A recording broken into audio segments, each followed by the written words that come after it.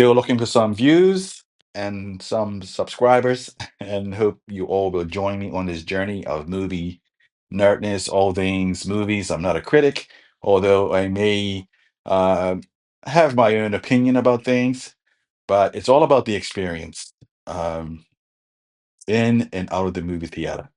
But I want to get to it right away.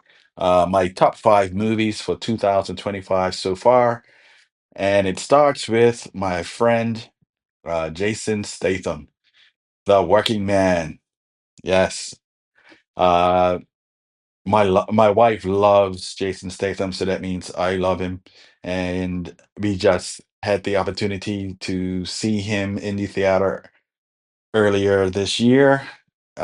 We were away for her birthday, and I think it was a great birthday present giving her an opportunity to see Jason Statham on the big screen doing Jason Statham stuff. A lot of action, a lot of fun, typical popcorn and soda. I like my icy with a nice large popcorn. We shared that. My wife and I shared that in the movie theater, and what a ride! A lot of action, nonstop, and um, a lot of good villains. I do like in movies where the it's not just about Jason Statham and his character, but the other little characters as well. They got a really good bad guy, a few of them actually, and I don't want to give too many spoilers away, but you know, he goes in and does his thing, and there are some young ladies who are there as well, and I think they do a good job. I'm trying to remember their names. Is it yeah, Naomi Gonzalez, um, and there was another one, young lady, but David Harbour's in this as well. Michael Pena, all minor roles. But it's pretty cool that they were actually in the movie as well. I would recommend you go watch it. It's a fun ride if you love action. If you not too concerned about plots and uh, although I think it's really well written. Sylvester Stallone it was a co-writer along with the director, um, David Ayers. Um, of Suicide Squad, Fury, End of Watch, Street Kings, one of my I love Kino Reeves in that. And as well as that's a kind of an all-star cast as well. A lot of good movies, action movies that David Ayers has directed, and this is another good one. Really enjoyed it, and I recommend it to you if you just want to have a good time. I mean, it's on every movie platform now, uh, so go watch it. I really do recommend it. My number four, and and this may be a surprise, but a movie I think got a little bit of runtime. Uh, The Drop, director Christopher Landon. He also did Hard Eyes. So this is a fun ride too. I really love the way it was shot. The premise is a little out there, but the way they put it together is really well done. Another one I would recommend is on all the movie platforms now. Um, no real major actors, but all the actors do really good jobs selling this movie. Really cool bad guys. And just the intensity and the build up has you on the edge of your seat. I actually didn't know anything, very little about this movie when I went into the theater. I actually saw this on the big screen as well, which makes it even a better movie because of just of how it was shot. Um, really well done as far as cinematography and action. It's really it is a bit of a yeah, it's a bit of a slow burn, but I think it's a good payoff though. And I recommend you go see this one. Um, it actually has I'm trying to remember the name, Megan Kehi. She's she's done a lot of TV. And I see a lot of the actors in this have done mostly TV and some movies. Uh, I think Reed Diamond plays the protagonist, and he does a really good job. And this is also produced by Michael Bay, which kind of makes sense. I love most of Michael Bay's movies and his style of doing movies, and this actually I think takes it to another level. And so I would say go in and watch this and enjoy it. The next number three um, is Superman, James Gunn Superman. This was a fun ride. I really enjoyed this. Quite different from what we've seen from Zack Snyder. But um, I think I see a lot of comparisons. I did a little thing on Superman versus Superman on my YouTube um, channel. Check it out. Let me know your thoughts. But to me, it's apples and oranges, and you can't compare the two. Myself, as I said in that um, episode, I'm just thankful we got another Superman movie, and I really enjoyed this. I think I'm not saying typical James Gunn, but really, I think we're seeing the more wholesome side of innocent, um, kind of part of gold Superman. And his philosophy is definitely a lot different from the Man of Steel, but in its own right, it captivates you, and you want to go on the ride with him as he grows as Superman.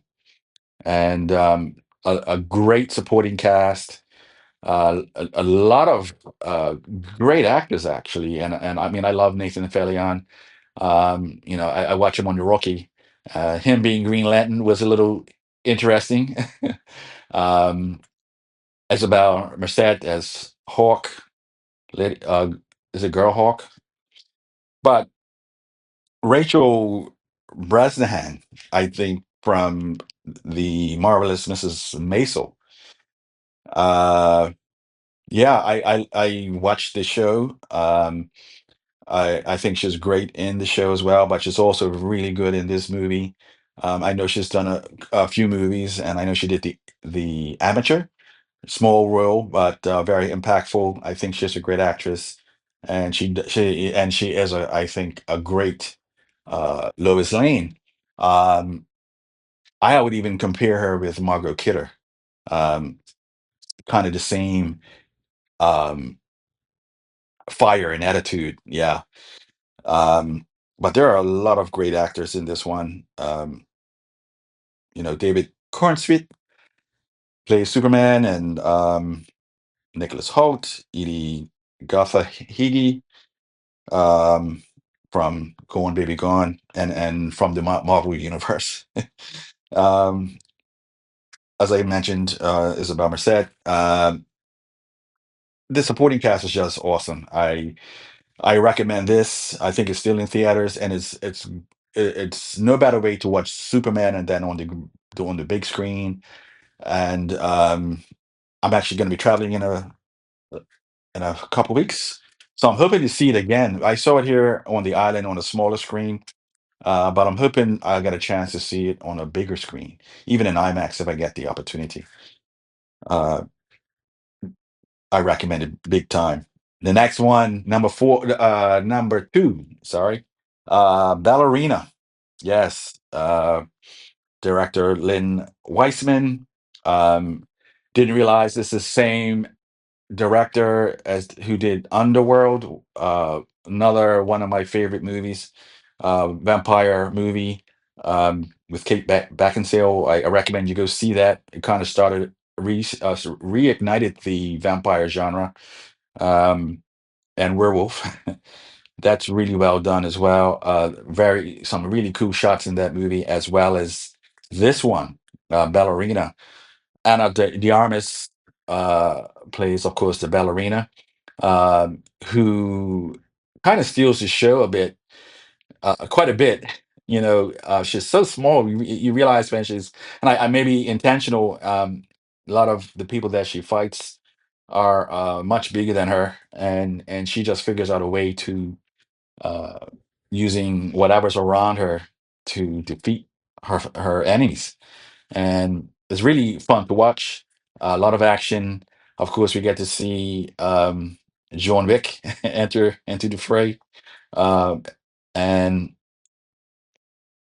just a lot of action, man. A lot of cool gunplay, and she doesn't just like she uses anything that she can get her hands on as a weapon, which is something we don't often see from John Wick. But you see it a lot in this movie, uh, and it's pretty cool to see. Remember Anna de Armas in doing James Bond? Yeah, the last one, and she looked good in that one as well. She did a pretty good job at the action, and she did a really great job. You can tell she took it to another level in Ballerina. And I have to give a shout out to the original Ballerina, the Korean Ballerina. There was a movie in Korea called Ballerina as well. Not quite the same storyline, but I'm not gonna say it is as good as this, but I recommend you go see it as well. Um, coming out of Korea, Korea, of course, South Korea, I should say, has a lot of awesome films coming out of there, especially action. They really do action really well over there, as well as other genres, horror, zombie movies. But I had to give a little shout out to their ballerina as well. I recommend seeing that and this one. I didn't see this one on the big screen. I saw it uh, on a 65-inch TV, and still enjoyed it. And wish I would have seen it on the big screen, but next time, hopefully. So my number one movie is F1. Yes, director Joseph Kosinski. He did Top Gun Maverick. Awesome movie as well. This is a great movie to watch. Have fun watching it, um, because I'm a huge F1 fan, and I'm a huge Lewis Hamilton fan. I don't know why he went to Ferrari. Anyway, that's in politics and more of a soap opera than it should be. Uh, the Actually, that's true though. The F1 circuit is really a big soap opera, man. If you get a chance to watch F1 on Netflix, there's a series on Netflix that in almost real time. You kind of get the following season on Netflix, and they go into the camps. They talk to the drivers, and it's a real soap opera, man. Check it out. But this movie is an awesome movie as well. The visuals, um, the they get a lot of things right when it comes to F1. Even the fact that they created this. I shouldn't give too much away, but did something to the car to make it just a little bit better than some of the other cars in certain areas, um, which apparently passed inspection, but then it didn't, and there was drama regarding that. But I mean, it doesn't center around that part of it, but the movie really gets into a good bit of detail when it comes to F1, and it's pretty cool. Um, the driving is awesome. Um, Even the way Brad Pitt is, of course, the lead actor, and we have Damon Aldris, up and coming star, kind of playing a cocky young driver, and of course Brad Pitt is the experienced driver, and trying to show him the ropes, and of course that dynamic is played out pretty much in a lot of movies like this, but they do it a different way, I would say. A lot of other great actors as well, Javier Bardem and Carrie Condon. love her. She's of course you kind of know when she's in the movie she's going to end up hooking up with Ace Boy, but it's kind of predictable. But I have to give like someone like Sarah Niles, who plays Damon Aldris's mother in the movie. I like these little parts of that kind of scene stealing actresses or actors who come in and do their roles, but you remember them. And she's one of them. She's from Ted Lasso. She plays a mother in that one too, of one of the football players. I'm sure some of you know, and she's been in a few other movies too. Even Fantastic Four. Um, Recently. It's actually still in the big screen, right? But I saw this in the theater. I would love to see this on a bigger screen. I saw it here on the island on the screen, not as big as an IMAX, but if I travel and if it's still showing, I will be going to see it on the big screen again. So it is a movie I would watch again.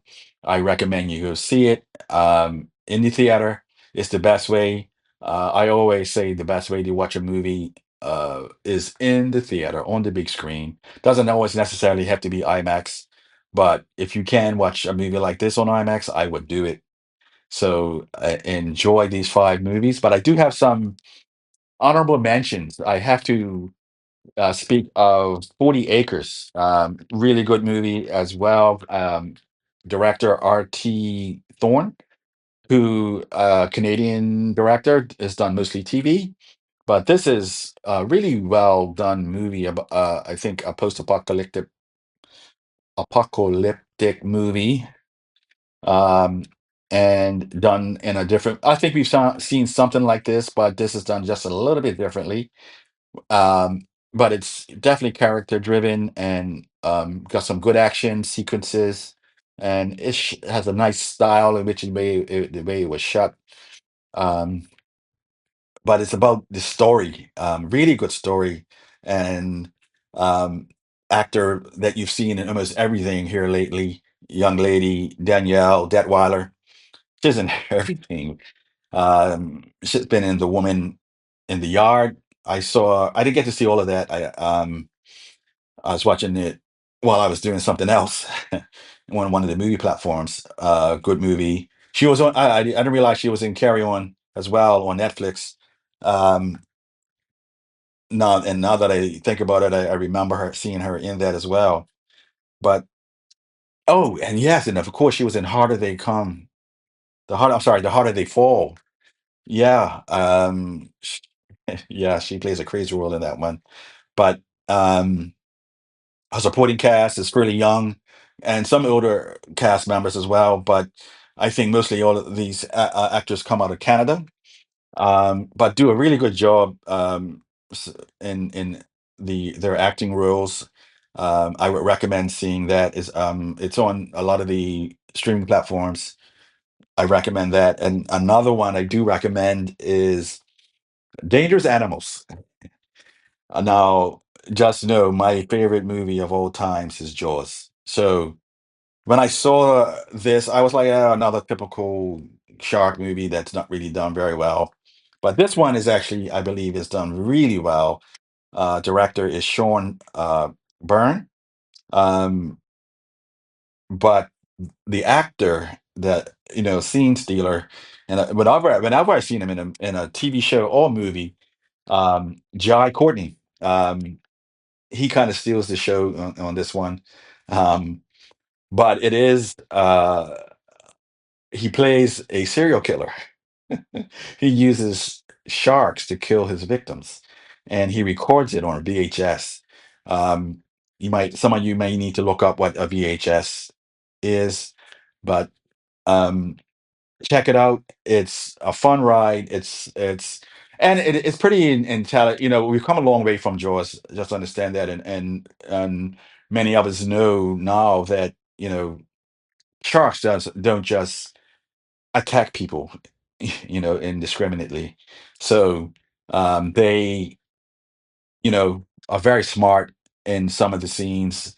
So check it out. And it's got the young lady, Hesse Harrison from Yellowstone, very beautiful young lady. And She plays a very good part as well as a good supporting cast. Many of the, of course, victims get eaten. um, I'm not giving too much away, but again, it does play a lot into the myths about sharks. But the movie is not really about sharks. You know, I'm classifying it as a shark movie because it has in it and it has shark attacks. But it's a pretty cool horror movie. I as I call them, shark movie. So enjoy. I would recommend it. Is on all the platforms as well.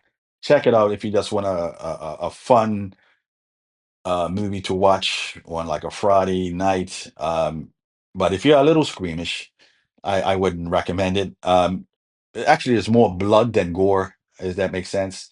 So yeah, I would recommend it. Check it out. And yeah, that's my list for right now. I still got some time left in the year, some movies to watch, and I know I will be seeing Jaws at the end of this month. I'll be flying out to see it to the United States to check it out on IMAX. I already have my tickets, and I hope to see you there. And I'm sure that will be my favorite movie of 2025 when I see it again for the 100th time or so. So thanks for joining me, and I hope to see you again on my channel, Movie Nerdness. Please like and subscribe. See you soon.